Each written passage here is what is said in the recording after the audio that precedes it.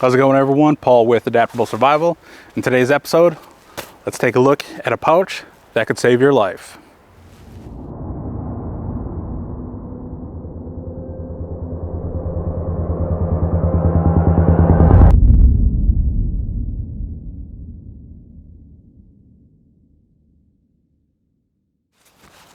All right, so the pouch that we are going to take a look at is this pouch I just got from my buddy Jason from Lester River Bushcraft.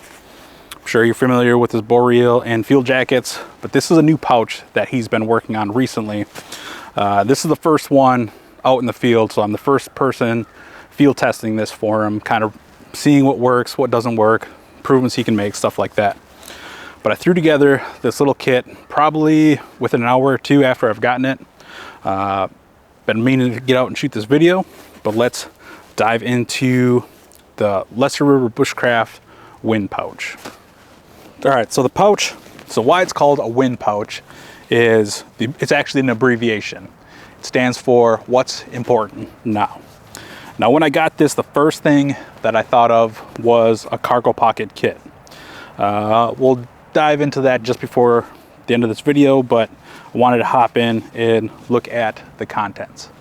Now in the front here, it's just got a G-hook. So you just come in here. Oh, let me get this tail out of here. And just lift that up and it releases that tension, and it's held in there with a loop. The nice thing with this little tail, this pull tab, is it's got a fire starter, I think he calls them fire starter pull tabs, can't remember. I'll throw that name across the screen.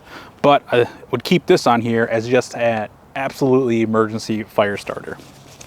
But this will just fold open just like a tool roll. So now that we're zoomed in here, so you see you got two pockets on the inside, and then we just have a little loop here, which I have a ferro rod in right now. You got a little high-vis pull tab here if you wanted to yank that up. And you have another pocket here. So in this little loop, all I have is a light my fire ferro rod with the scraper. Main reason I kept it on there is because there's a whistle built into that. So it keeps, two different tools all in one package here. We'll start with this first pocket. Then I just have some Tinder Quicks. Main reason I have these in here, nice and small, compact, smushed down, really, really small. Because as you can see, there's not a ton of room in these spaces. Then I just have a little Silva pocket compass, just enough to give you some general bearings, get you out of wherever you may be. And the only other thing in this pocket is I have a Nightcore headlamp. And I got obviously red and white light, strobe light on there. Now, I will probably end up switching this headlamp out just because it takes up a lot of space with this headband. I believe they do make this model now with a thinner headband, so I may go to that one. But this is the first headlamp that I could find that was compact enough that I could squeeze into one of these pockets. And that is all I got in that first pocket. The second pocket, the first thing I have in here is this little signal panel. Now I got this from Popular Front. I'll throw the link down below if you're interested. I've talked about this in the past, but then I just took the ends of the cordage that's tied to each corner and just looped that around. So now this gives me a nice compact signal panel to keep in here. And then I have a signaling mirror. So I have multiple ways of signaling, and then I can keep this wrapped up right inside here. Just tucked it off. Don't got to use any fancy knots or anything crazy. Just to keep it nice and secured. Let's see what else we got in this pouch. Next thing, after I pulled half of it off the loop here.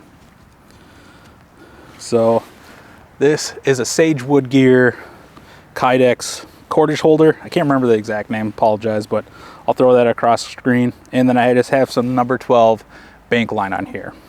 Now, I know I could have went with number 36 because it's all stronger, great and grand, whatever. I wanted the most cordage I possibly could carry in this pouch, and this would do the trick. I can double this up, can use it for any projects. This isn't meant for me to live indefinitely out in the woods. This is just enough gear to keep me alive, make some tools off the landscape if I absolutely need to, and I don't want to sit there and try and make cordage, so get as much as I can. And then the last thing I have in here is I have 3 Whirl pack bags, and then I have some aqua tabs. Now, reason I went with these, obviously nice and compact, so I don't have to have a huge package in here. But now I have 3 liters of water, and then I can use a tablet for each one. So make 3, start drinking one, then I can stop, fill that one up, rinse and repeat that whole process. So like I said, the thought behind having this pouch here, tuck this back in here so it's not flailing around, is it's big enough to put in a cargo pocket. Now, it is a little bulky, so if I was walking around with this, you know, might hit on stuff, but not the end of the world. And I have that gear on me at all times. If I somehow lose my pack, I still have this pouch in my pocket. You're gonna be hard pressed to lose your damn pants out in the woods or doing anything like that. And also, if you look at this as kind of military inspired, nice compact kit. So if I were in the military or some sort of tactical situation, obviously I can layer my gear by having this in one pocket and what I would have in the other pocket. So as we can see, that kit can fit easily in a cargo pocket. Gives me enough tools to keep me alive for a few days or while I work my way out of an area or emergency situation. Now, if you're kind of looking at that, you'd be like, well, you're missing a cutting tool, you're missing a lighter, you're missing some sort of shelter. And why I would carry that in a cargo pocket. So if we think that we're in like a tactical situation, or like how the military layers their gear, they're not having everything that's mission essential all in one pack in case they lose that pack. Obviously, I'd have this in my pocket.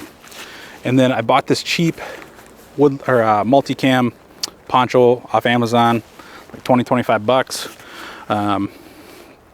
Buy this instead of dishing out for a Helicon Tex, no big deal. But I like this one because it's nice and compact and can fit in my other cargo pocket. Additionally, you know, since we're talking about not having a cutting tool inside of that kit, we get this out of my pocket here. I would carry 2 more items in my pocket. So now I have the Leatherman rebar. If I get this to focus in here. This is got a knife and a saw on there. So I have tons of tools in here. And I know everyone's got their opinion on Swiss Army knife, multi-tools, so forth and so on. Reason I like the multi-tool, so one of the additions I want to make to this kit is having some sort of wire. Because now when I set up traps, instead of trying to twist that wire with my fingers, I would have my needle nose and I can easily maneuver that stuff. Cut wire if I need to because it's got the wire cutters on there. So I have a cutting tool there with the saw, knife, all that good stuff. And then obviously, if I get this to focus in here, trusty old Bic. Obviously it's a little windy here, but more than enough fuel in here. Then I wrapped a bunch of 1-inch Gorilla Tape around it. You could put the bigger Gorilla Tape on here. I don't even think this, whatever. Anyway, you could wrap duct tape around the handle, have stuff to repair, have ways of starting fire, have way of purifying water, have a cutting tool to process wood, a shelter. So you have all the components you need that can be stashed in your cargo pockets. Now I know not everyone wears cargo pants, but this is more or less just a thought experience, and I wanted to highlight that pouch from Lester River Bushcraft because I found it super intriguing when I first seen it, and I reached out to him, and then I got it from him along with a knife sheath that we'll take a look at in another video. So I'm not sure what he's going to be retailing these for. I'll throw that across the screen now. But I like it because it limits you on the room that you can use in here. So you're not loading this up with a bunch of garbage that you may or may not need. You know, you could attach, you know, a dummy cord to this, attach it to your belt loop while it's in your cargo pocket so you don't lose it. Lots and lots of options. Now, don't get so caught up with this survival kit or that survival kit, or I'm trying to tell you to go buy this, go buy that. These kits really just show you the versatility and a thought process in putting a kit together. It's not meant to be the way, it is just a way. So go check out Lester River Bushcraft. Obviously makes awesome wool gear, but he is moving into some nylon gear as well. So I'm really, really excited to see what else he comes up, see the improvements that he can make on this. So one thing, and I haven't reached out to Jason quite yet about these improvements. So Jason, if you see this video, apologize for not reaching out to you. Let me get this, pop this sucker open here. So the one thing I would say is with these pockets themselves, if these pockets were widened just a little bit, so when you fold this over, you're taking full advantage, and you can kind of space these pockets out so they fit a little bit more flat. It'd be a little bit easier to get a little bit better tools in here, but as is, you know, if this was the only kit I had to go for, you know, a day, 2 days, 3 days, I could make this work.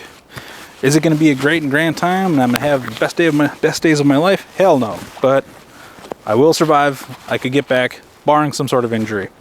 Now, obviously, you can't store medical gear in that pocket or in this pouch.